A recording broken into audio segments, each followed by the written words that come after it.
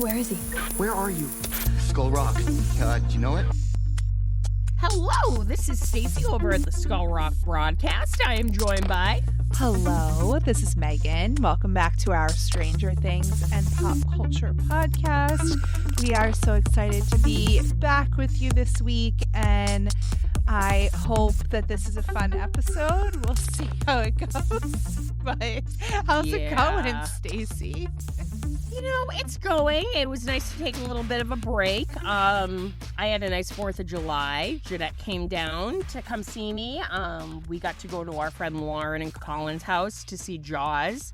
And I think I told you last year, Colin, Lauren's husband, was like wasted and was like watching when the little boy dies in Jaws, and he was like, oh my God, I can relate. Like, my dog ate a whole corn cob, and as my dog's father, I felt like Mrs. Kittner, like just letting my child get in danger.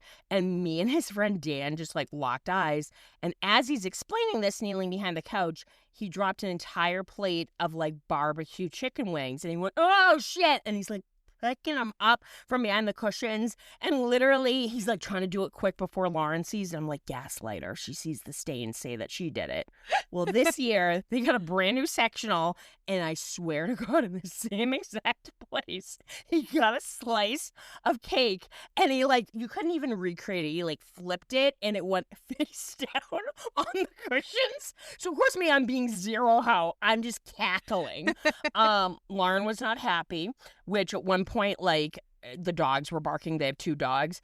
And Jeanette goes, oh, like, is somebody upstairs with the dogs? And Lauren goes, yeah, Colin is. And she goes, Lauren, if he's upstairs, who's that in the doorway eating cake? And it just literally, I looked up, and it's just Colin living his best life eating couch cake. And she went, oh, shit, I didn't even see him. And I'm like, it's a ghost. So we had a good time. I was telling you yesterday there was a sewage leak in the ocean, the Atlantic Ocean. So several of the surrounding beaches were closed, not because of a shark, but because of sewage waste. And right away I'm like, same vibe, you know. Same vibe, you know. Right away I'm like, Jeanette, are you glad you came to visit this weekend? And she treated for lobster rolls, and right away we were like, nothing like some lobster rolls, fresh from the ocean. And we just locked eyes, and you knew we were thinking the same exact thing, like, when were these caught? Are these sewage lobster rolls? And they tasted a little off. But you know what? I don't get free lobster all the time, so I ate the whole damn thing. But it was very lovely, and I enjoyed myself. How was your 4th? I left the country on the 4th of July, so that was fun. Nothing says USA is A-OK more than that. But yeah, I had a good week. It was my birthday before that, and just had a nice time and spent some time with family and stuff. And then love that. The 4th, I went to Canada and like missed all of the crazy storms that night that we had here, so that was good. I think a lot of people's fireworks must have been like delayed because of storms, because there's been like fireworks like all week. I'm like, are we not done with the fireworks yet? Happy July 12th. Yeah. But yeah, Calgary was super fun. I had fun visiting with my friend that lives there, and then I got to see Hotel Mira open for Modest Mouse, and that was super fun. But like, it's been a week since that concert, and I still feel exhausted. So Dude. I'm like, when am I gonna feel not tired? Like, please tell me. I swear, I think you just reach an age and you just never stop being tired. You're just like, I'm living off of Alani's and vibes. Yeah, so I like next weekend I have Joe shows to go to, so I'm like, you're gonna rally in the best way possible. I need to like get a lot of good rest this week so that I'm like not exhausted, but at least like those shows are here in my city, so it's like I know I got Maine, I think, next Tuesday, so yeah, welcome to Stephen King country, Joe. Like, it's gonna be a good time. Yeah, I'm excited. And yeah, just been, trying to get back settled in after my trip, and excited for lots of concerts this month and Hell yeah. all that. So yeah, pretty good. Happy July, baby.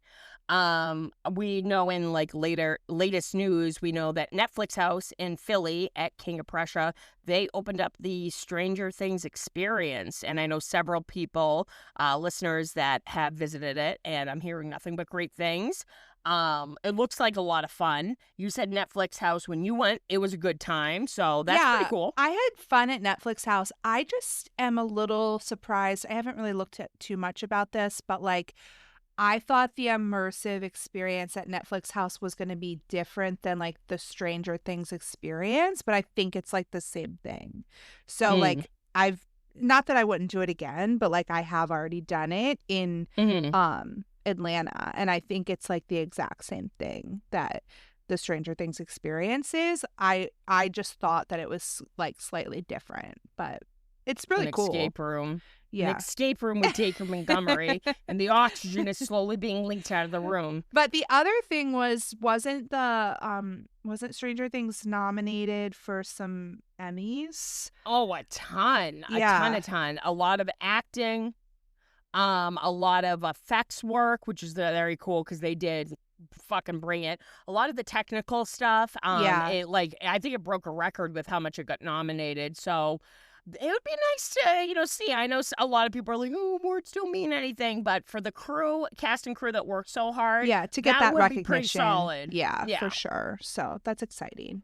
And that was something that I noticed, like as I was watching this episode, like that was definitely one of the strongest things about the episode was just like how it looked visually, like so definitely well deserved, I think.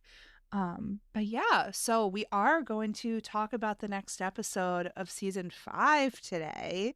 So we promised you one per month. So we're here with our July episode. This is going to keep us going through the end of the year if we do one per month. Yeah. So we got this. We got it. Remember we were like, we can't use the hashtag #fuck5. We're like, no, we have to be classy. But yeah, I mean, we're going to talk about the Turnbow Trap, which Stacey remembered as a great episode, but I don't know. Yeah, I love that you and I kind of looked at each other and I'm like, I don't know. No, there's a lot of very whatever. cool things about this episode. So I am excited to talk to you about it. But I mean, it's always just a good time to talk to you. So You know it, baby. no matter what we're talking about, like we're going to have a great time. So let's drop in. Let's get into it. Let's drop on into the wine cellar with the fucking Demogorgon. Okay, let's get into it. We kind of leave off, or we pick up right where we left off with like the giant flesh wall. And like, I'm sorry, like Hopper, like if the telekinesis chick can barely open, which that just looked nasty, can barely break through, what are you gonna do with your dinky little fucking knife? And like, I love how frustrated he gets too, but it's gooey and it's gross and stuff. And she thinks like, since I closed the gate, I can open whatever this is. And there's just a lot of bickering, but she feels that she needs to recharge her battery. And what does Hop give her? But she's searching through his bag for food, and all he's got is beef jerky. And she's like, "Don't you have anything else?" And he's like, "No. If you want it so bad, try it. You might like it." I feel like she kind of liked it. She was eating it like later too. Like I think she was a fan. That's when I'm always like, they have beef jerky money. That means they have extra money. Yeah. You know? I mean, I am a vegetarian, but like before I was a you vegetarian. probably have memories of beef jerky, right? It was good. Like that and trail mix. A Slim Jim too. Like a Slim Jim. Hold on, before we go any further, do you remember the commercial, the whole like step into a Slim Jim, eat me, where vaguely. it's the guy Okay, 90s kid. A guy eats a Slim Jim, and you see like this guy in a Slim Jim costume. He drops into like a set that looks like a stomach, and he's just looking around. It looks like a waiting room, and he sees a donut, and he kind of like waves to the donut. The donut waves back to him. And this asshole, the guy who ate a Slim Jim, he didn't wait 30 minutes, and he jumps into a pool. So you just see the Slim Jim just kind of like sitting, looking at the donut and stuff, and you hear like the elevator music, and then you hear rumbling, and he looks up, and water just comes in, and he starts screaming, and you see the guy drowning. That was a commercial. So that's what I thought of when Elle was eating her beef jerky. So what happens? But they hear like vehicles approaching, and the soldiers are bringing this weapon that's like blocking her powers. So she like goes all wonky. So bitch gets wonky. Yeah, yeah, the giant satellite dish. So we cut to Hawkins the next morning, where Joyce is just driving in her Pinto, and like I feel bad for Joyce to a degree. You know, she's worried, and I just thought it was really comical because she zooms by Robin and Will on their bikes, and I love when Robin's like, "Do you think she saw us?" And she just slams on the brakes, spins backs around. Yeah. And Will's like, yeah. But I remember you when we first talked about this episode on like our group therapy episode, you were like very upset with like how Will had like treated Listen, you know what? Joyce. I'm gonna make you feel bad. I felt bad because my mom's dead. So, boom. I am always like, you know what? I know everyone has different relationships, but I'm like, that goddamn woman, if it wasn't for her being crazier than a shithouse rat, you would still be in the upside down with Vecna doing God knows what. So Yeah. at first I was like, Will, watch your fucking tone. But now you can just tell him sleep deprived, and just the year 2026 has just drained me of any, like, you only get one mother. So now I'm just like, no, I kind of see his side of things. Yeah. She's being like I was just overbearing. wondering if your opinion had changed. No, I pulled the dead mom card. Suck it. All right, what happens next? But so Joyce is like kind of like reaming them out as a mom is wont to do. And fucking Robin, like, and I love that she mentions her mom Her own again, mom, which yeah. talk about a complex relationship. And I'm like, Robin, now is not the time. Read the room, and by read the room, read the Pinto. And like, I kind of like sided with Will here. What does he say to Joyce? Well, he basically explains that he is glad that they didn't listen to her because he was able to sort of go through with his plan and find out more information about Vecna, and that he like basically was like glad he didn't listen to her. But I just thought that the scene, like this, I was struck by like how beautiful it sort of was in the car. I don't know why. Like just like the three of them, like, yeah, your hair sticking up. I have a cowlick, tendocolics. No, I did like, I'm actually watching the scene right now. It's just like the color scheme, like the color palette, down from the costumes, the lighting, like just the tones of everything. I really liked, because obviously it's like right after Halloween. It's almost before that date. That doesn't mean jack shit. So like the foliage and everything, I just liked the color schemes. And I do agree, like for a car scene, and Yes. Pintos were pieces of shit. It was Like, impressive unless- for a car scene, I think. Yeah, it was very well lit and stuff. Again, to like give props to the technical like crew, they did a really good job. Which you should watch Cujo. I know you as a dog lover, you might not like it. Whole fucking movie takes place in a Pinto. That's wild. Yeah, but like Robin in the back She seat, could not like... have sounded more uninterested.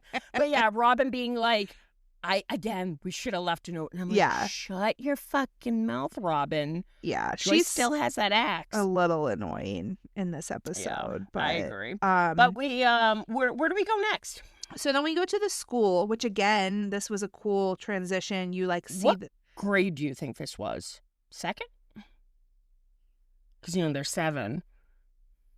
I think First, second grade? second, but they're I mean, Two they- educators, they by the way, obvious- guys. So I'm trying to think of like, they look to me more like 4th or 5th grade age kids, but like I know that Holly was supposed to be younger. Like it was funny because there were a few scenes throughout this episode that the sets were also very cool, and this was one of them because I love an first, old school classroom. yeah, you see the hallway, but then they sort of like fade into like the classroom, and it's like they're doing science and coming up with like science projects, and the one girl has like a model of like a planet on like That would have been Megan. I did that for my science fair project once. I made like a model just like that with like a foam ball of Jupiter. So There you go. and I did that in 4th grade, I think. So This was a very advanced class. I tried to make out what that Play-Doh thing said.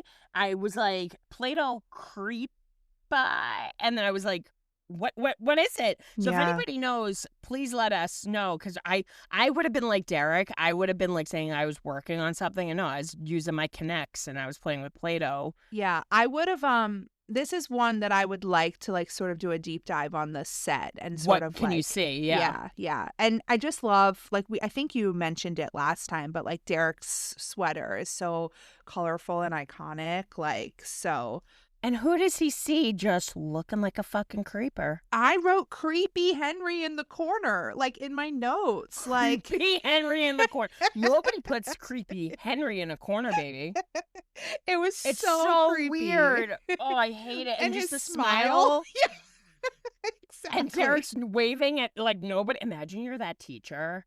Like it's like 8 a.m. and you're just seeing that kid, like the bully kid, like just waving to the wall. I'd be like, maybe I shouldn't let him clap the erasers as much as I do. He might have inhaled something. Go to the credits, and we open to a fucking breakfast spread. And I like, apparently we are now inside the Creel house. Holly is fine, right as rain. I think Henry did something, or Mr. Whatsit did something where she knows her parents are hurt and in the hospital, but doesn't really have a memory of how she got there.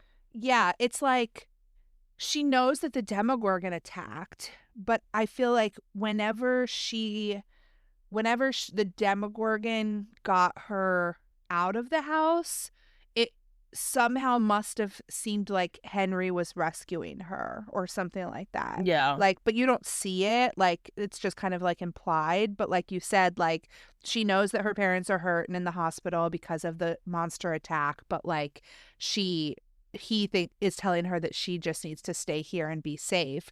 But I do have to shout out that this was my I feel like I said this on our group therapy, but like there's a Vampire Diaries like subplot where they're in this like prison world and they're eating a lot of pancakes. So it was like I'm like, this is like a prison world, like, and they're eating pancakes. Like it's just the creeper vibes are at 1,000. So good job, Jamie. And he's just like, your parents will be along monetarily. Like, oh, by the way, you know, Derek, if he bothers you, I'll let the monsters eat him. And I'm like, what the flying fuck? And then he's like, I made your favorite blackberries. And I'm like, how'd you know? What? Oh, I had How'd a you know? hunch. Like, stranger danger. Where's McGruff, the fucking crime dog? Like, oh my God. But like, I just, right away when I saw it, no, I can have blackberries. Blueberries I cannot have. Yeah, you couldn't have the Damon Salvatore Prison World pancakes because those had blueberries. And he made them into like a little Motherfucker. face. Cute. So The little bits of the show that she has told me about, you're like, yeah, they're fucking all summer, and he's trapped in a safe at the bottom of a lake. Like, what the flying fuck, Megan? that's the only But- thing you remember. But tomorrow all they I were going to remember. have chocolate chip pancakes because that's Derek's favorite. That's also Oh my God. I'd be like, favorite. can we do like banana? No, I like blueberry, so that would be bad. You We fucking can't have breakfast would. together, but I Guys- also love chocolate chip. Megan did save my ass, though, in New Haven. Remember, you were like, you want a bite of my cookie? And then you're like, spit it out. And I just spit it right at you. Because I We thought put it on was a oatmeal show. raisin, and then I realized it had like blueberries in it too. Remember, you were like, where's your Effie pen? And I'm like, back home. And you're like, well, that's a good place for it.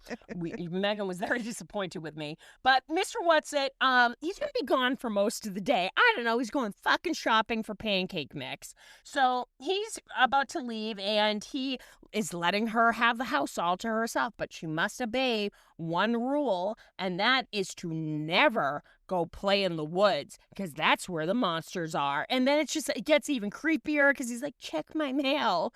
And what does she find in the mailbox? There's a Tiffany cassette and a cassette player, little boombox. How did you know? A hunch. I'm disgusted. Yeah, it's gross. And then you kind of get the vibe that someone is watching from the woods. So somebody's out there. Like the movie Watcher from the Woods. That was a Disney movie. Was it?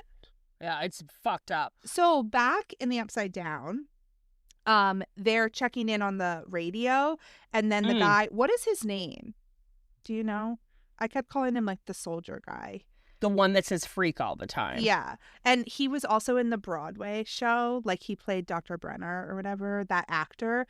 But he pisses. Can I say piss And it sizzles. on this podcast? It's explicit. Like, he pisses on the wall, which is important later because Al is very... That's a key information that's all we remember. But just the fact that he it peed on sizzled, it. He peed on it. And I'm like, is this for fucking real? Like, but Elle is struggling. She and Hopper sure are do. hiding behind this like billboard for the Turnbow, like family, like realty development. Like, it kind of gave me a vibe, and I know it's probably been a while since you've seen these movies, but in Back to the Future 2, Marty, like his neighborhood, like when he goes back to the 50s, I think it's shown in either part 1 or part 2, he sees a billboard and it says blah, blah, blah states, and he's like, oh, fuck, that's my neighborhood. It's not even built yet. So it's like Hop's kind of looking out through this little hole and stuff at what's going on, and like, whatever the satellite dish is, it's like her kryptonite. It's giving her like cramps times a gazillion, and she's having a hard time keeping quiet. yeah. And did you hear what they called it? Yeah, hedgehog. The hedgehog. I'm like, Right that's away, I was- so weird. I'm like, hedgehog? That's what we're going with? Okay. But so they're supposed to just be taking like a smoke and pee break, but they end up seeing Hopper's knife, and they realize that somebody was there, and then they end up hearing Elle because she's like screaming. I'd be like, bitch, keep it down. I'd stick like beef jerky. I'd be like, shh. Yeah. So then Hopper ends up like engaging with them, like they're shooting back and forth. It's a pretty good scene because, like, right away he runs out of a clip and he realizes, like, Elle's laying on the fucking bag of clips.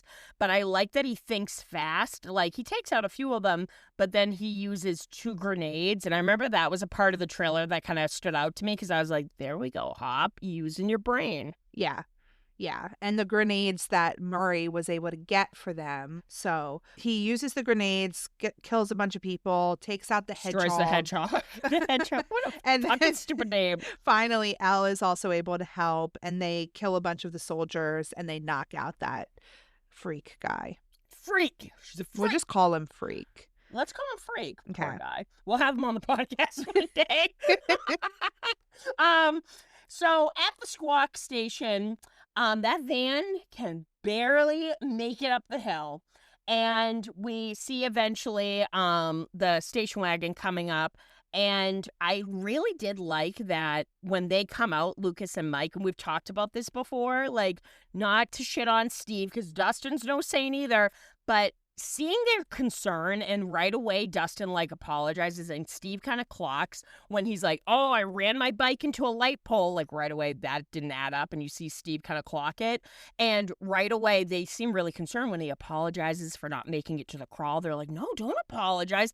And it just like gave me the feels of like season 1 and 2 of when they were just such a team and so close. It was really, really nice. And like, it was nice to see Nancy and Jonathan embrace and stuff. And Robin ends up calling them inside, and we see that they've gotten filled in on what's going on. Right. So Will has explained what he realized about Vecna stalking Holly, and now that his next victim is going to be Derek. and Nancy and Mike are able to sort of like add in the additional information that it seems like Vecna is not just stalking these victims before he takes them. He's kind of like earning their trust because Yeah. he was appearing to Holly not as Vecna, but as Henry, as a friend. So they start kind of like coming up with this whole plan to kidnap Derek. And we're revealed that like Derek Turnbow of Turnbow Realty, which I need to ask you something. Is the Turnbow house Mayor Klein's house from season 3? I don't think so. No. I need because to go back he to had, like season a 3 and look. zebra and like a big Girl, spiral staircase. He was he was like a shamed mayor. He was like disgraced. He took that zebra rug with him, which I'll never forget. Our deep dive for that episode, you were like, "That would be in your house, Stacey," and I'm like, "Damn right." Did I say that? Yep, sassafras. But I like that right away. They're like, and like this is when it gets like, I don't know, a little like they just like I feel like they dumbed shit down, you know, like almost to the point that like the audience isn't dumb. Like, yeah, this is a lot of information being thrown at us, but I love that right away they're like, okay, well, what we need to do is we need to take Derek out of the house maybe after the Turnbows go to sleep. And then they're right away they start putting holes in this plan, being like, yeah, but what if the Demogorgon gets him before then, and this and that. And like it seems like the only two that are realizing what they're kind of planning on doing is Steve and Jonathan, because it goes from first them getting Derek to them going, no, it would just be easier if we blindfolded and drugged the whole family and took them to a different location that the Demogorgon can't locate. And of course, Mike has conveniently His all little his mini figs. Yeah. Did you see the mini like squawk van? No. Who's using that? I'm sorry. I need to calm I down. don't know. It was like, I just feel like there was no sort of, I don't know. It was like they just like put it all out there. It all happened so fast. It wasn't really like They didn't give it time to exciting. decompress. Yeah. Like, it was 12 plans at once. They were throwing way too much information, and then they were over-explaining when it wasn't necessary. I did find it funny that Jonathan was like, Mom, you're okay with this? And she's like, we're saving a child through kidnapping, which I'm like, hell yeah, Joyce. And there's been a lot of scenes like this throughout the show where they come up with a plan and it's just like, Less I don't- talking, more action. yeah, I don't know that it was like, it Did just, we need this whole scene? Yeah. yeah, it to just go didn't, as long it as didn't it do did? much for me, for No, sure. the writing was shit. I'll say it. The writing was shit. See, Stacey's getting mad. But like, I'm sorry, and I'm not trying to like, guys, we are McGruff the crime dog here. We are the DARE program. I was absent that day when we graduated from DARE. Yeah. Loophole. But right away they're like, well, we need to knock them out. Robin, benzos are like a Xanax. Like, Yeah, I don't think That- that's what they ended up taking though, right? it looks like Because- they took like heavier shit. yeah, because which, they like, ended but up they- in a different keep- room than her original plan. Yeah, but they keep referring to it as benzos.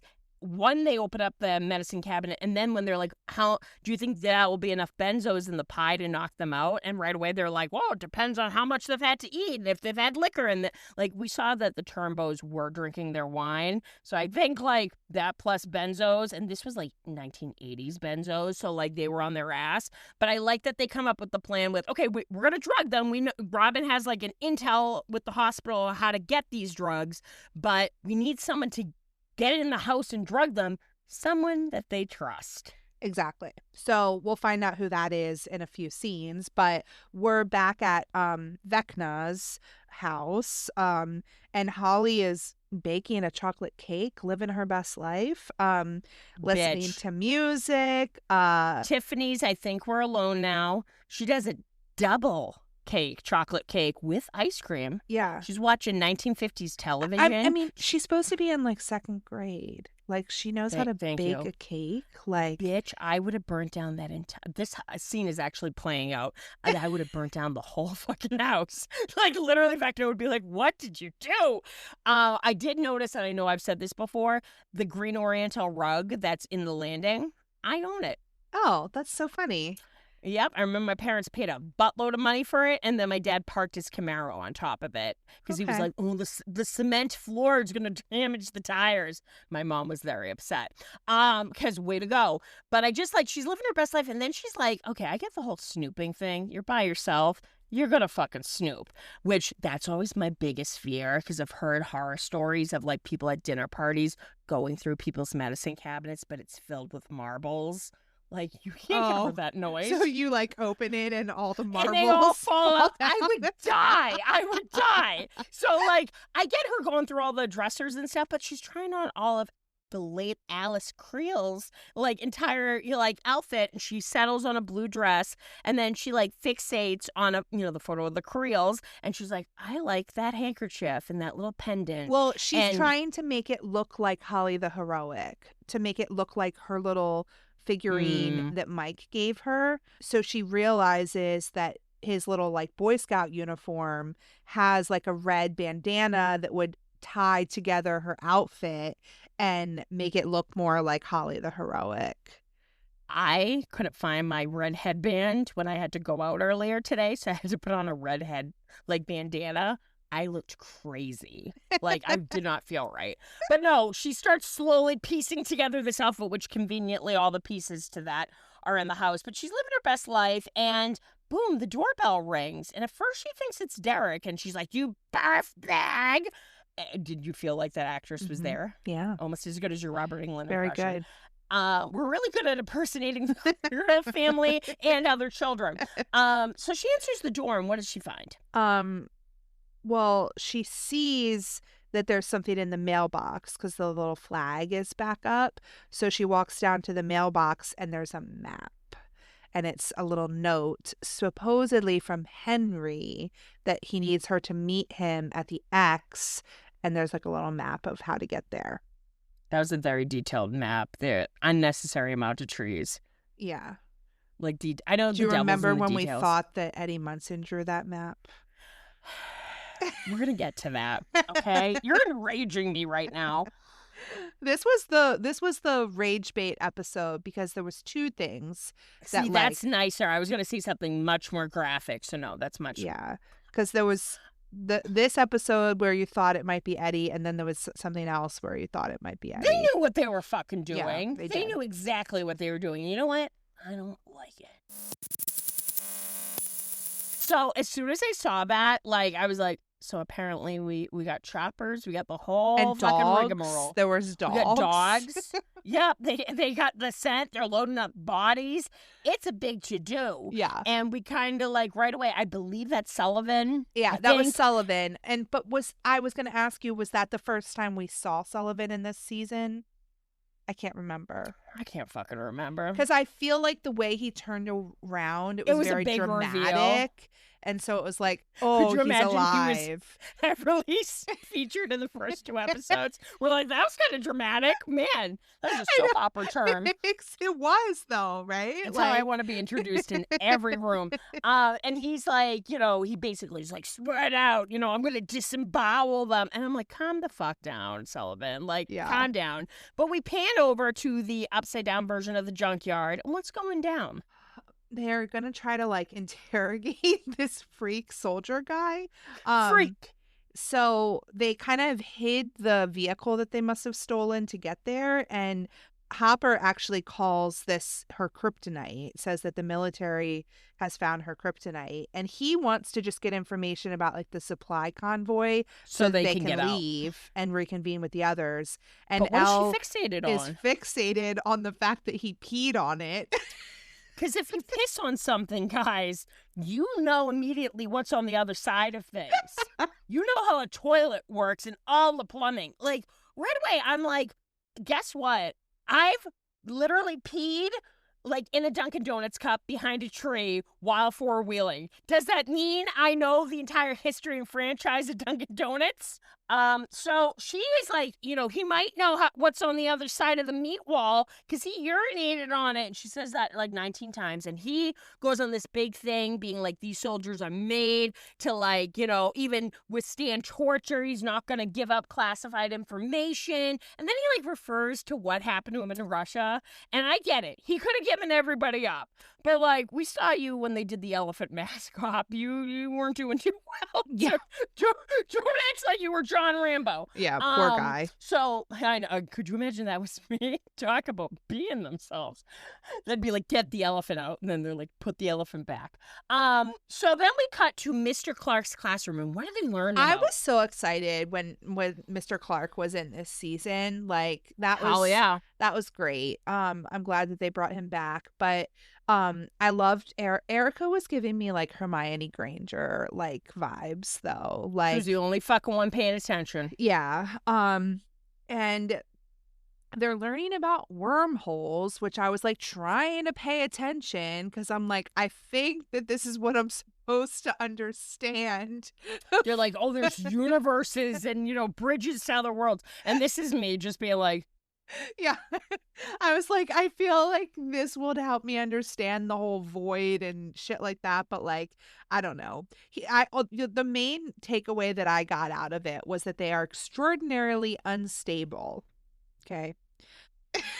So Mike and Lucas are like tapping on the window to get Erica out of class. She does not like her favorite class being interrupted. She was not happy about that.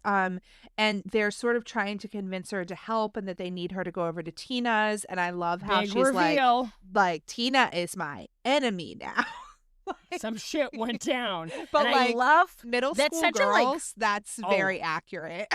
Fucking vicious. I told you back in the 6th grade, like they were foreign exchange students, and of course I vibed with them instantly. And my friend Kaylee fucking Schiller. Kaylee Schiller, if you listen to this podcast, go to hell. And I remember like she literally sent me a note when we were supposed to be silently reading Where the Red Fern Grows. And it was like, Stacy, I was really jealous that you were hanging out with, I couldn't even tell you their names. They were twin sisters and identical. So I was like, freak show. So I like became friends with them. And she was like, and I was really hurt that you were talking to them. And even at like age 12, just imagine me. I just literally fold the note and I just look at her dead in the eyes and I go, you're being a drama queen. And I put up my book and we never spoke again. So I can hold a fucking grudge. She's weird. Fuck you, Kaylee Schiller. Keep it in. But anyways, we find out that Tina Chernbo, what a great name. That's Tina that Steve was crashing out about not caring about. I don't care about Tina's party. Or Uncle Jack's party. I get it, ma'am. Yeah, Tina or Uncle Jack's party. That was the 4th of July. He was. Little connection to what we just celebrated. Well, I didn't celebrate because I was in Canada. Poor Jeanette had to sit through several episodes. She was like, are we going to leave for the Jaws party? And I'm like, we will in a minute. We will in a minute. I'm watching Starcourt. I'm watching Starcourt. So at the hospital, Robin is laying on the charm with some old school Twinkies to Doris, which another cameo, 2 at a damn time, who are like, hates Nancy, we learn, but actually likes Robin because Robin basically has been like, in order to see Vicky, she says that she's visiting her grandma and probably knows that Doris likes sweets and stuff, and kind of that's her way in to visit, and she somehow knows that this poor elderly woman has a big old stash of benzos. And a lazy nurse that doesn't lock the medicine cabinet, apparently. That's the 80s for you, yeah. But Robin is trying to avoid Vicky. That annoyed me. I'm sorry. You have bigger fucking fish to fry than upsetting your girlfriend because you're not going to be able to make Enzo's. I know, like, we're all mystified that Enzo's is still going in this quarantined economy. But the fact that, like, they had to hide, like, 3 times, like, yeah, I liked that, like, Will and her were kind of bonding. Yeah, and being like, Will admitted that he did see her kiss Vicky. You could just kiss her again. And her being like, God damn it, I knew it was your bowl cut. Very clever. So it was a nice little bonding thing, but like, I don't know. I'm just like, Robin, fucking get it together, girlfriend. But they hide, and basically what ends up happening is like, and I get it, like, their big bonding thing was that they were queer coded, but at the same time, like, I don't know, it's the Midwest. It's 1987. I feel like they might be whispering a little bit because there was that terrifying fear. So them just talking in their normal voices in the corridor, I was like, Yeah, and then they're like in a room with like a patient and they don't even realize like that there's a patient in the room. yeah. Like, And then they're like, oh shit, look, his stash is even better. And Yeah. they're like, poor Will, a minor, is just getting, she's like, let me load up all this dope in your backpack. So we know they got the benzos. This scene was very satisfying, which is, I swear, we're playing this in real time on my TV. is Murray delivering the supplies? He is dropping off acetone, which I do love that as he hands it to Steve, he warns him to be careful because if you smoke a Virginia Slim, which that's such a lady cigarette, he would smoke a Virginia Slim, too close, it will catch fire. And then he gets snarl wire, various gauges, okay, a creepy child-size CPR doll, which I told you that story. Like the instructor at the Y was pissed because we were gonna like do body slams like Stone Cold Steve Austin, and he was like, "That thing costs $10,000." We got into a lot of trouble. Shotgun shells, which I get it that like Nancy's the best shot, and that's kind of her thing. That like, oh, the little Miss Priss, she's great with a gun. It's very it coded that only the girl is the best shot. But you would think after all this time, somebody else, as even a backup precaution, would know how to handle a gun. And I've never fired a gun. I don't like guns. But watching her with that shotgun in a few minutes, it's way too close to her face. I'm like, the recoil, like she would have broken her nose, but whatever, I'm nitpicking.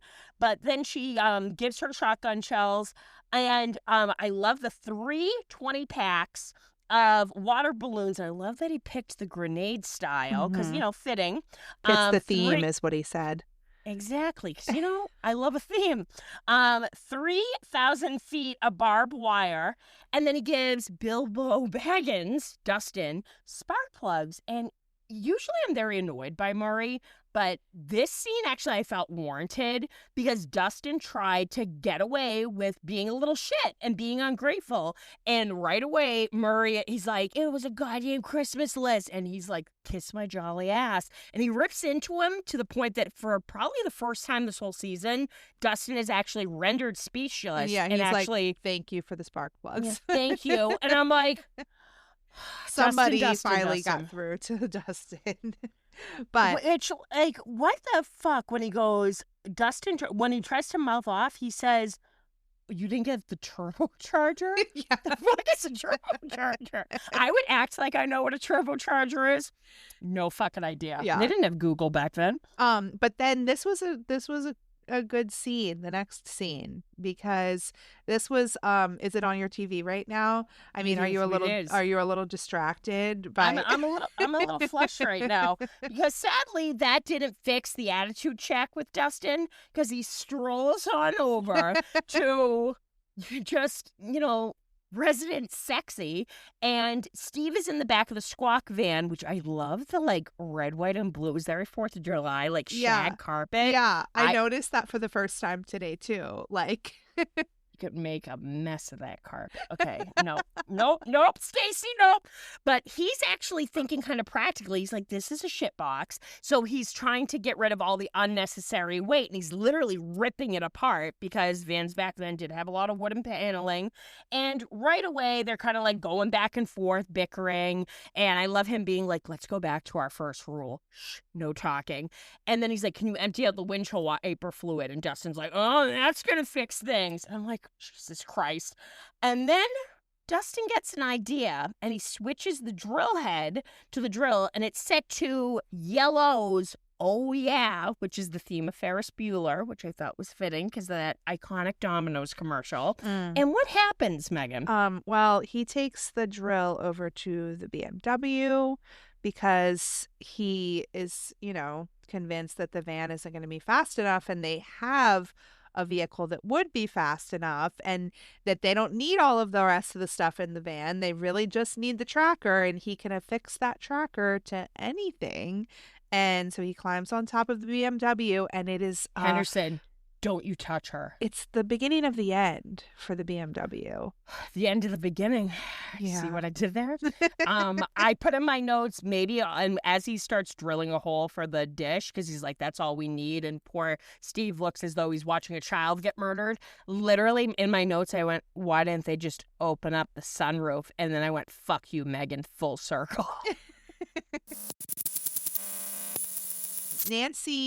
Badass Nancy Wheeler is putting the telemetry tracker into the shotgun shell.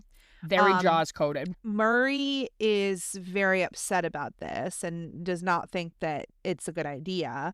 But I loved Nancy being like, is that a fact or is that a theory? Yeah, like she's probably the only person that can render Murray speechless. Yeah. So I kind of liked that. And like, did we need the scene? No, not really. But like, I get Murray's point being like a shotgun shell, it would destroy the tracker. But like, when I was watching Jaws last week and I was like, who puts a fucking tracker on one of the barrels? What was the point of that? And not even Colin, the biggest Jaws fan, had an answer for me. We all just sat there and I was like, so it's kind of like this. Like, that tracker had no point whatsoever. In fact, actually, the tracker with the Demogorgon served more of a point than the one in Jaws. So she tested out, but as she's walking out, right away, Murray's like, oh, she's kind of in a mood, which Jonathan proves a good point. Like, her family did basically get massacred and her sister's missing. And what kind of combo are they talking Yeah, about? because I mean, I didn't really even think Nancy was really in a mood. Like that was I thought she was being a bitch, but now Really? with rewatch, I was like, yeah, her parents are, and I see. Yeah, like I mean, I just feel like that's Nancy. She's always like a badass, like, and she just wanted to test this theory that it would work. And I feel like she's always like a smart ass with Murray too. So it's like, I don't know. But Listen, Murray, they fucked in his guest room. He yeah, Murray and Jonathan are talking about why Jonathan hasn't basically proposed yet, which like I hate Murray, it. I hate it. gross. Like why are you so invested? And why are you saying that this is a good time when her parents are dying? Like, it was very problematic, in my opinion. Yeah. But I loved Nancy just telling them to shut up and telling She'll them blow their that balls he's off. gonna, shoot off his potato sacks because she can hit a target no matter how small it is. I'd be like, you want to propose to that? That's scary. But she tested out, and lo and behold, It worked. Nancy, it works. I had no doubts in the world. Nancy Wheeler, I trust her with my life. I do. But Hopper and Elle are interrogating Mr. Freak. Oh my God. Like, literally, drinking game. We're going to do that at the end of the summer. Every time this fucker says freak. Yeah. She's a freak. Yeah. She's a freak. She's a freak. And Hopper's like comparing him to guys in Vietnam. It got very scary. And then the big reveal is, oh, guess what? The freak is rooting around in your brain, which, man, the saxophones would be getting louder. The amount of merman smut I read, I'd be like a child should not be in this mind. So I'd panic and I'd give it up right away. Yeah. But basically, she sees the base and she sees Oh, I this forgot about this. secret door and The door. and then she hears the kryptonite behind the door, and so she's convinced, Ella's convinced that they have Vecna, and that's why they can't find him. I will fully admit, I believed up until the next episode, until they revealed it, that it was Eddie again. Yeah, same. I thought it was either Eddie or that Elle was right and they had Vecna. Like, those were the two options. I was pretty shocked with what they did because, and I, you know. You know what? The reveal was like a Thursday night. Sometimes you feel it, sometimes you Yeah, don't. it was like, I was shocked. So it was a good reveal, but it was also like oh. It went over like a fart in church. Yeah. Let's be real. I'm not sugarcoating it. But right. So Holly is back at Vecna's house. She got a cape now. She does. She has a cape, but she's talking to Tiffany. I do that with my Joe cassettes. And she's trying to decide whether or not she should like go out into the woods and follow the map. And she decides to think about what Holly the heroic would do.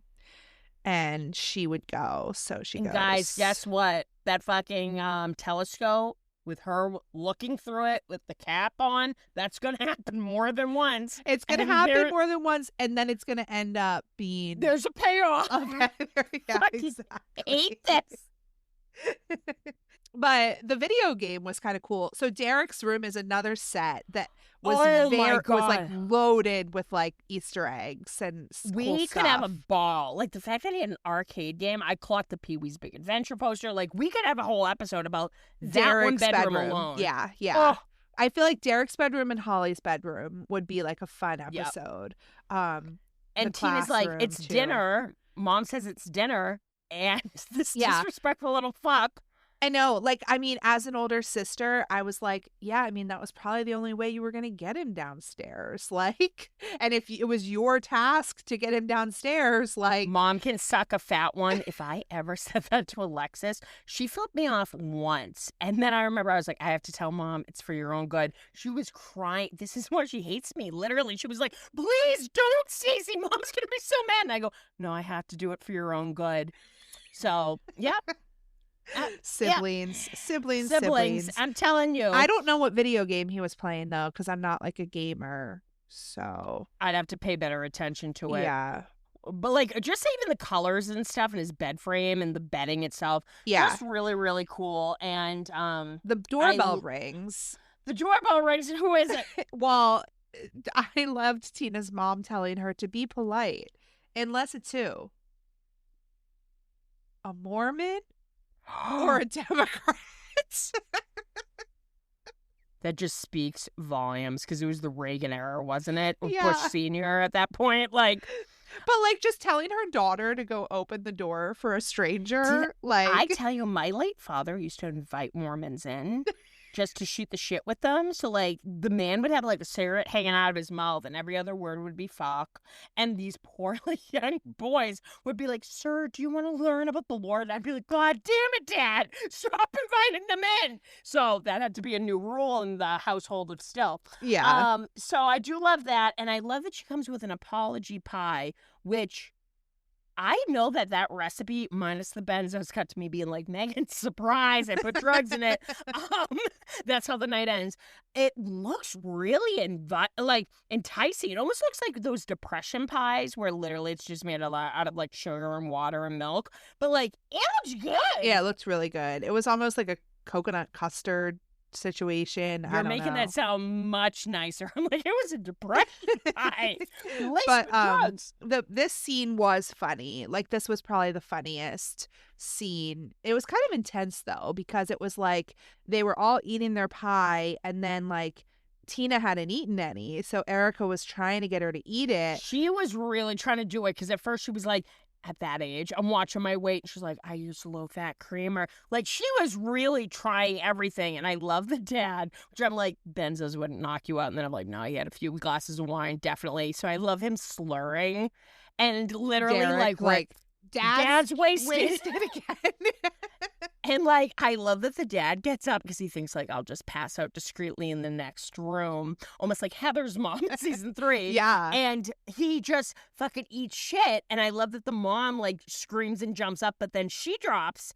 And literally, they're dropping like flies. And I gotta tell you, I was annoyed with the character of Derek until his reaction, seeing his parents just drop, his laughter, and then just how heavy his head thudded against the table. I went, I love this kid. Yeah. And it was very similar to the scene in season was it season All that was 3? missing was American Pie. Yeah, exactly. Like why didn't they play that song again? Just you know the shot of Billy just looking like so zoned out. It's just Erica with her syringe. Yeah. And Tina right away is like trying to shake her parents awake. And I love that Erica's like, and you see that like she's been faking eating the pie, just dropping it in her lap. And she just gets up and like she has a backup plan. Thank God she has her syringe. And what does she say? I told Tina. you to eat the damn pie. And the scream Tina lets out. It's iconic. Yeah. Yeah, that was pretty intense. It was It was good. good. You know what? Oh, Erica and got it I accomplished. liked their fight about what happened with the boy too, because that was funny because it was like apparently their whole fight, it was very middle school. It was like they were playing dodgeball and Erica hit the boy and gave him a black eye, Yeah. and it was just that Erica did that, and the boy associates Erica and Tina because they're friends, and that's why Tina was so upset. Like it was such a like very accurate like middle school drama. It's so true. Whenever Yeah. the middle schoolers come up to me and they're like, Miss Still, and they come to me with that kind of bullshit, I go, guys, gather around, gather around. I don't care. And that pisses them off even more. But no, I love that happens. And then we actually have like this kind of cool montage of Setting Operation up Turnbow the Trap. Turnbow Trap. Yeah. So they put pillowcases over the turnbows and they load them into the squawk van, which has Robin, Joyce, and Willen, and Steve. Just everything Steve does in this whole goddamn montage is hot. Even him patting the back of the van, I'm like, yeah. And she drives off to take them to an undisclosed location. And I really have to say, I hope that the Turnbows had good homeowners, because holy shit, they fuck up that house. And it's really cool, like, between the music and everything, and, like, you and I both talked, we were like, this was kind of when stuff started happening, but it's towards the tail end of the fucking episode. Yeah. And we see them rigging up the house for the Demogorgon, and I love them being passed out other weapons. Mike gets a pickaxe, there's an axe for Nancy, and then when you see Steve go, like, I kind of wish I would have seen the nail bat one more time. That would have been a nice full circle, but whatever. So he gets the axe originally, and what does he end up seeing on the shelf instead in the garage? He sees a chainsaw. So that was pretty impressive because then he used the chainsaw to like cut out the floor, and Save I them like some how time. when the floor got cut out, it like knocked down all the shelves of wine in their like wine cellar. Like It literally gave me like 16 Candle vibes when, remember, like the weights fall and it goes into the wine cellar and right away everything's all smashed to shit and they're like, party time. So like it was really interesting seeing that. Like the chainsaw itself was giving, like, I just saw Evil Dead Burn recently. I don't know. I'm getting old, man. These movies, like, I enjoyed the last one better, but I was like, this is just mean-spirited. This is just gory for the sake of being gory. I love the original Raimi trilogy, but it was giving very, like, the lead guy in it, Bruce Campbell, Ash Williams, it was kind of giving that energy because he uses a chainsaw. But I love them rigging up, like, they use the rug, so many rugs in this episode, to, like, make the, the outline, and then instead of, like I said, they save time. Instead of sledgehammers, they use a chainsaw.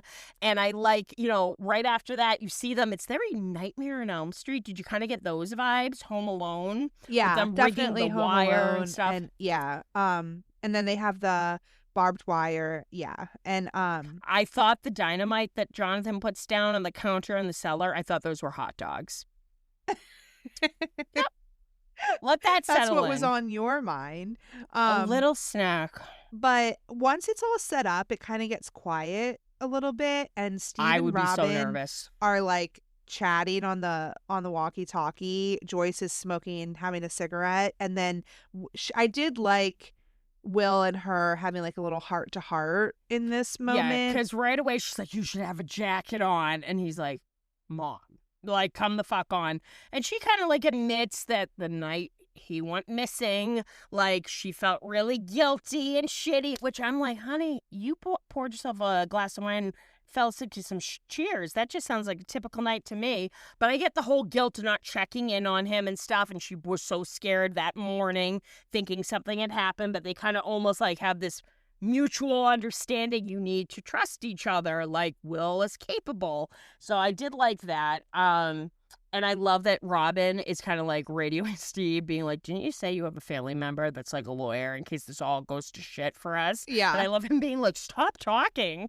Because But it what was do they notice? kind of a nice way, I thought, in this episode to sort of continue to show like Steve and Robin's friendship, even though they weren't like physically together, because Yeah, that's something that was was sort of missing from the season. Like, I know we mentioned that in our 5 fixes, earlier this season where we were like, we missed that friendship, and I know they were really trying to go heavy on Robin with Will. It didn't land the same way. So them having that little connection, I love him kind of like smirking, like over her being so like spiraling and anxious. yeah. So I did like that. And what ends up happening when he's like, quiet, Robin? Well, What does they he see the notice? lights. They see the lights Coming down the street. So the Demogorgon is coming. They see it in the house. And then I did think it was pretty cool that it came through Derek's ceiling, like the same way it had come through Holly's ceiling. Now we know what that CPR doll was for. Yeah, to like pretend that he was in the He bed. slams on it like Stone Cold Steve Austin. Like you and your YMCA. He's 10K in the hole. That's why he ran. That's actually, guys, watch that scene again. He broke it and he now owes them 10K, and that's why he's running so fast.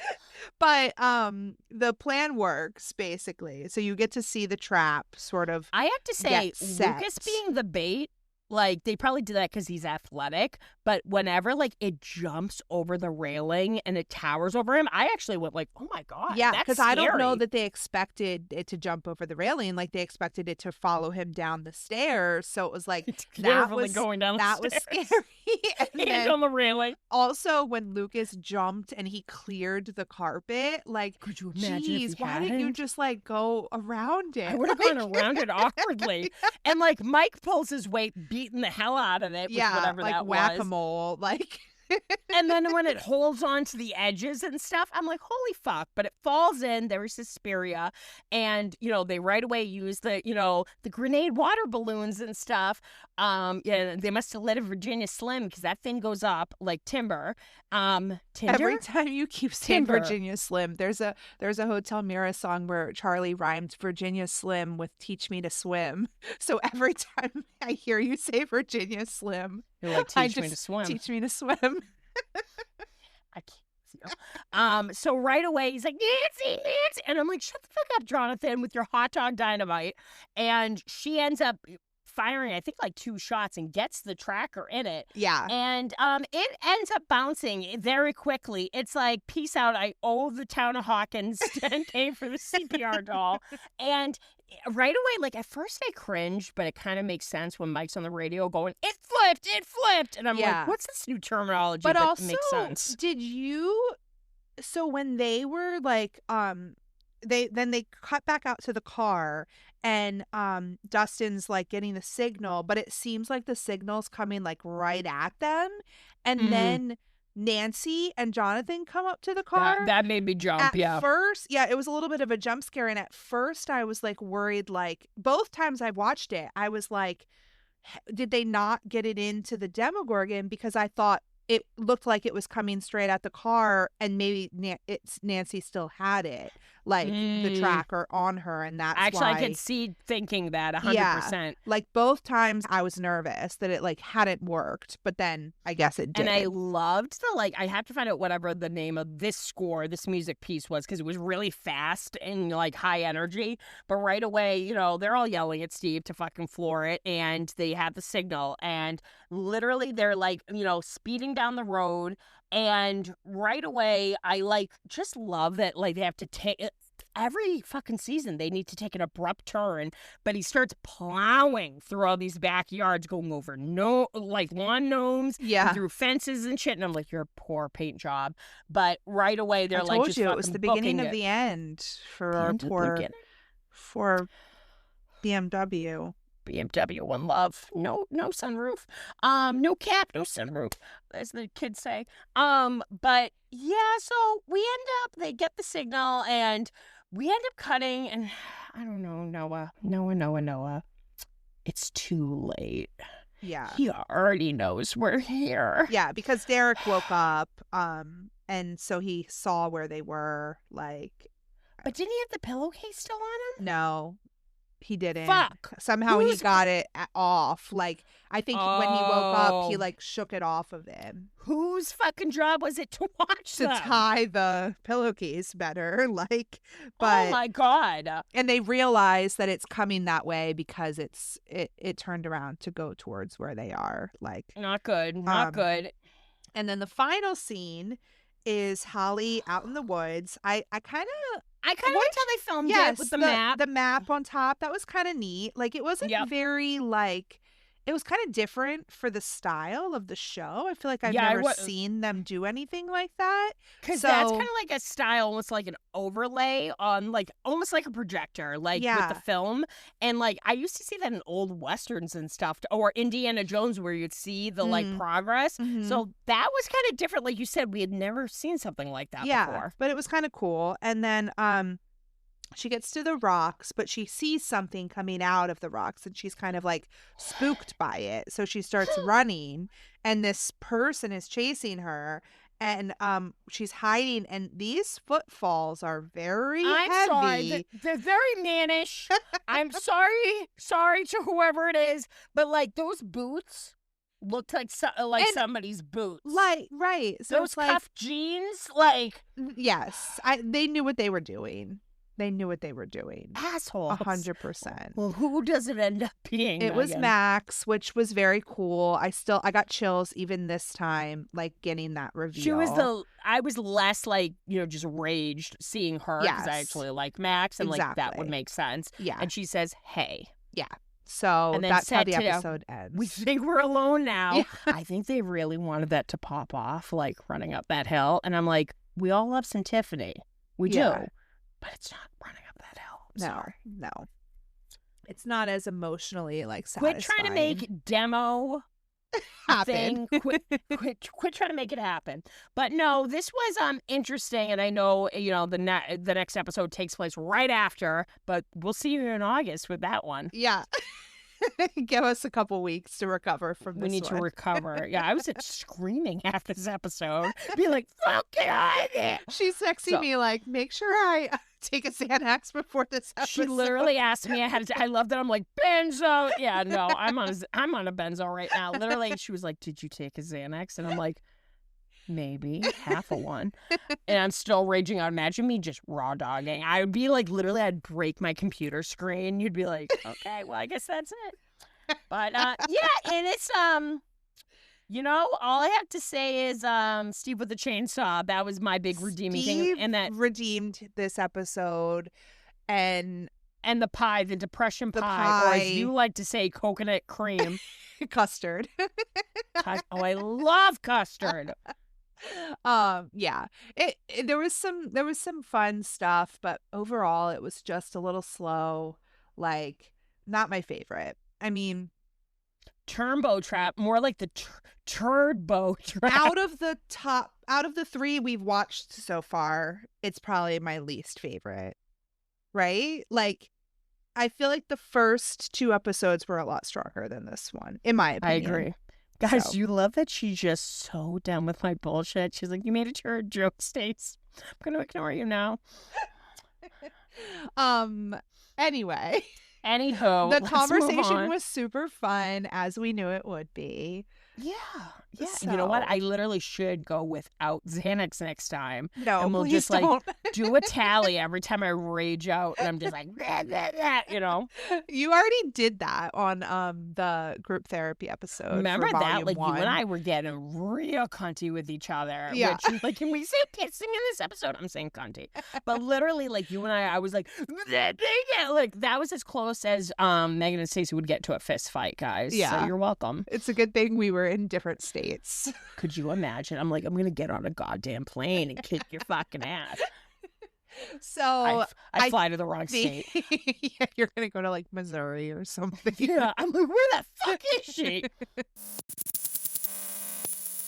What is your merch update? So merch. Shout out to Matt Gilbert the man that you Oh, are. yeah, love He Matt. sent me a season 4 novelization. I am pumped to start reading that. Very, very talented. We love Matt. We'd love to have him back on soon. And he is just kicking ass and taking names with these novelizations and does such a great job with them. So thanks to him. I got for mine sending that. too the same day that you got yours. I was very excited. Also, big shout out to Boo Mail. Our friend Eli hooked me up with 2 months worth of letters from the chateau. It's a really cool like mailing club where the owner of Boo Mail, what they'll do is they'll randomly pick a Joe song, and I believe it was The Crux back in May, and then the last one was Keep Your Head Up, which is such a like it's a single, so it's such a banger, and just like the stickers and the little like flares of detail that they add in, like you get your money's worth. It's really, really cool. And they've been cranking out really, really cool stuff. I know they're doing some Tale Impala Joe buttons and magnets, so really excited about that. There is a second wave out now of the Kinder Bueno eggs. I guess I got the super rare Will that I posted about today, and there's, I think, Max in the Upside Down and Vecna, and there's a few other variants, and they're really rare, but those are hitting targets now.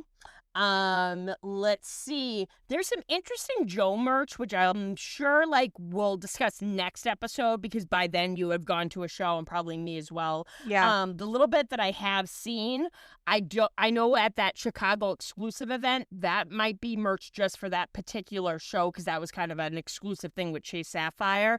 Or it might be available only at his solo shows. But I know with the Deadbeat tour with Tale Impala, like the shirts look really cool. There's a poster, all the proceeds go to charity. You can either get unsigned for $50 or I think $250 signed by both of them, which is really cool. All the shirts and bags look, of course, amazing. And I love that. I don't know if you saw it. They're now selling the air fresheners. Remember when Tale Impala did the whole like teaser? So it says Joe and, Oh, that's cool. Tale Impala. So really cool. I love that. Just niche, which I love. I saw advertised on TikTok as well as Instagram. I guess it's this company. There are these Stranger Things magnets that look like vinyls, and like if you like move them around, they'll play different songs throughout the show. Kind of going for $70, a little rich for my blood, but looks cool, pretty interesting. And right now, there's a pretty cool challenge going on Instagram with collectors held by Mundane One. They are a fellow collector, and it's basically different prompts for each day in July. Today was least represented character of your collection, and mine is Poor Will Byers. I have that little, like, dinky little Kinder Bueno, like, little Will Byers, this bowl cut. But there's some really cool prompts, like most represented, which I'm like, gee, can you guys guess what mine is? The color blue, I think, is tomorrow, or green. Just really cool thing, like your favorite piece of merch, which clearly is my steady signed artwork.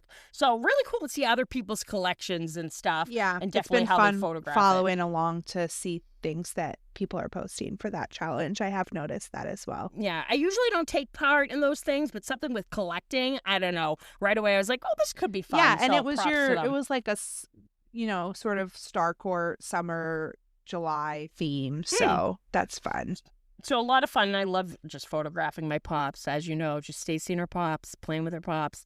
So having a lot of fun with that. So yeah, we'll have to stay tuned. Yeah, I am gonna be trying to, clean up my collection a little bit because I don't really have a collection.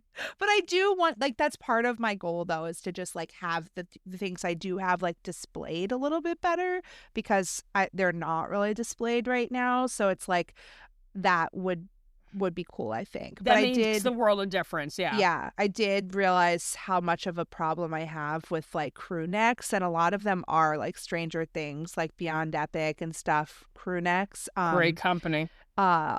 T-shirts I also have a lot of, and I got a new t-shirt this weekend because I got a Hotel Mira cowboy shirt. I was like super excited about this shirt because I had seen them post about it at some of the other shows this summer.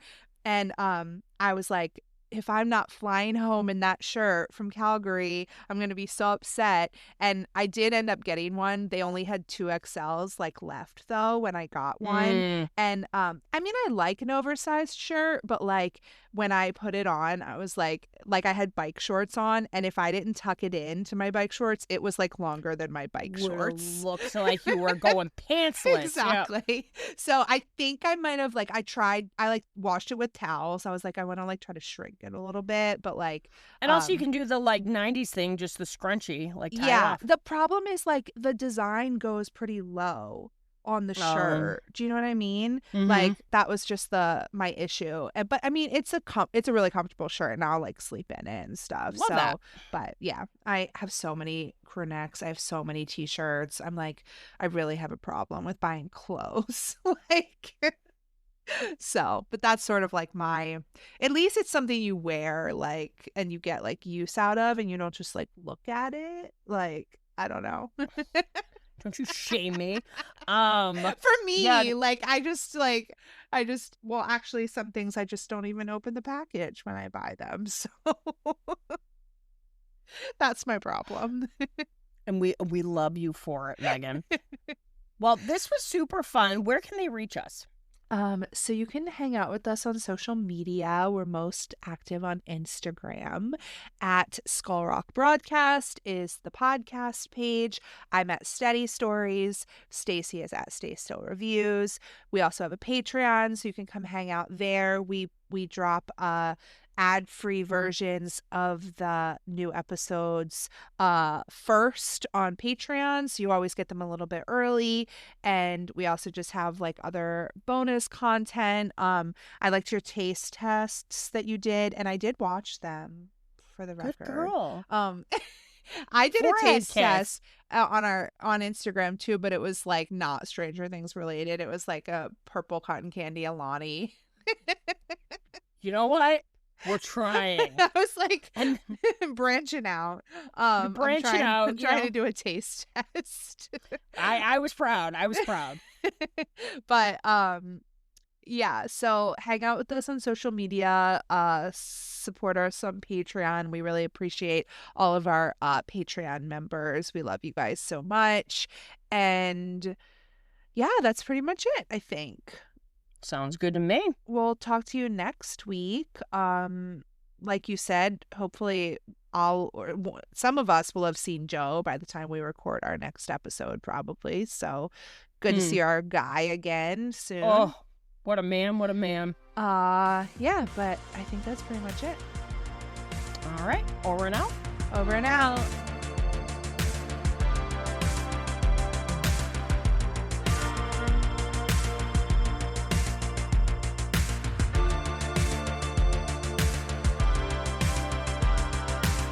Eddie, I'm not sure I love the idea of you driving. Oh, I'm starting to suffer. Harrington's got her. Don't you, big boy? And we're back. We're back. I'll do it this time since I haven't done it in a couple weeks. This is our secret segment. If you are new here, this is a really weird episode for you to have started with, but all good. Our secret segment is where we talk about fan fiction. We know that that's not for everybody. So if you're not really into fan fiction, this is a good time to just turn us off, and we'll talk to you next week. But if you would like to stick around and hear what Stacy's been reading lately, feel free to hang out. I'm excited to hear about what you've been reading. Bitch. It was so funny. I visited with a friend in Calgary, and they're like a study fandom friend. Oh, I and love that. I like get along with somebody them. that like I've like made like podfics with and stuff like Oh, that. wow, that's cool. Yeah. So it was really good to like see her in person and like just get to hang out. And we talked a little bit about like podfics and how I like feel like maybe sometimes I want to like go back to Take the Money and Run and work on it. It's just like there's just so much stuff. Like, oh, yeah, our last episode. You know what, guys? It's on the list. Next season. it's like there's just always so much going on. So Do you love that my cowlicks now look like two horns? yeah, devil horns. Yep, devil horns. Why? Because we're going to hell. Yeah, you're going to hell for all this smut you've been reading. girl. Well, the first thing, and I'm totally blanking on the author, I will find out. I rarely read shit on Tumblr, but that's where a lot of the filth is. If you just need a quick fix of filth, like, look no further, Tumblr. And I found, like, this series, it's like 27 parts, but, like, on Tumblr, it's not that long, each chapter. And Okay. it's called, like, the Dear Dolly series, and it's about the character of Gator from Fargo, and how he has this like little daughter, and how he basically, and I hate reading like reader shit, but it's like he becomes infatuated with Dolly, that's the name of his daughter's like preschool teacher, and is like, you're gonna be her nanny now, you're gonna be a living nanny. And I'm like, okay, it's filthy. So yeah, Dearest Dolly or Dear Dolly, butchering it, guys. But what I really Sounds want hot. to talk about, it was fucking hot, and just the way they write. And I know Gator's just a complex, problematic character, but it's fucking hot. And like, it's not him, you know, when a bad thing happens to him in the show, it's not canon with that, because Okay. damn. But oh my god, it's just, and like, I don't know, he calls like the like he calls the preschool teacher mama, and I'm like, that's gross, but then after a while I'm like, that's fucking hot. So like, I don't know. And he's like, he's brushing, like, you know, his like little girl looks like a little Dolly, like she has ringlet curls, and he's like, you know, Dolly, you gotta behave and go to bed. And then as soon as that kid goes to bed, he's like, all right, now the real show can fucking start. And I'm like, oh my god, like, whoa. Yeah. So when you went to Calgary, I was like, that's where Gator's from. Yeah, that's funny because I was telling you about it, like that is where it was filmed and everything, so that was pretty fun. I did go see also where they filmed like The Last of Us too, so that was pretty interesting. I haven't seen that show. Thank so. Christ I wasn't up there. Could you imagine? I'd be like, I'm going to do a cosplay of Gator with the blindfold. I'm crawling around in the field. And you're like, Stacey, this is really like politically incorrect. And I'm like, no, take a picture. I just look horrible. But no, I was very excited because Prism got updated after like a year. Yeah. And I haven't finished the chapter. It's like 30K words. And I can't really go too much into detail without spoiling stuff. Yeah. I cannot recommend it enough. It's definitely like, you know, watch the warnings and the tags, guys. Like, as we know, it's a very emotional, draining, and heavy, like, kind of fic. But there's some twists and turns going down the lane. Like, they're introducing some characters that I didn't think would make appearances. And just whatever's going on with Steve is just like, oh my God, what the fuck? Like, I thought it was going one way with how the last chapter ended, which dying for Meg. And I get it, Megan. This is an undertaking. First of all, you have to be in the mood and be able to read something that heavy. And the chapters are long. They're right. worth Plus, it. I'm not caught up with like the last couple chapters before. So the you break. got some reading to do. Yeah, but like, so. I try to shittily explain it to like Andy, Brandy, and Rachel, and they're like, what are you reading? And I'm like, it sounds fucked up to people who haven't really read it fucked yet. up, but it was really But good. that's the beauty of it, Yeah. you know, because same author as Your Divine and Scorpio Skies. Like, just, I love their work so much. I mean, they even did, I don't like Alpha Omega shit, but they did one, and that was probably the one I actually thought was good because their writing is so beautiful. And this They're a chapter great writer. definitely, I'm probably halfway through it right now, and I'm like, oh my God, what the fuck's gonna happen next? Like, I feel like I'm like binge watching like a really intense HBO series. So I can't, and I usually like in the morning I get my fucking coffee and I put on some ASMR shit in the background, and I just, you know, I have to set the mood, but it's been a lot, and I just cannot wait to see how this chapter leaves off, because it took them a while to, you know, catch up because they have other projects going on right now, but well worth the wait. So having a lot of fun reading that. That's awesome. Great shout out. I'm glad you're reading it. But yeah, anything else? No, that's about it, man. You know, just same old shit, you know, mermen and peepees and whatnot. But, you know, that's all that's good. What else is there in life? Nothing. So, guys, this was a hoot. We'll talk to you soon. Stay tuned for more content, and we'll catch you later. Peace. Peace.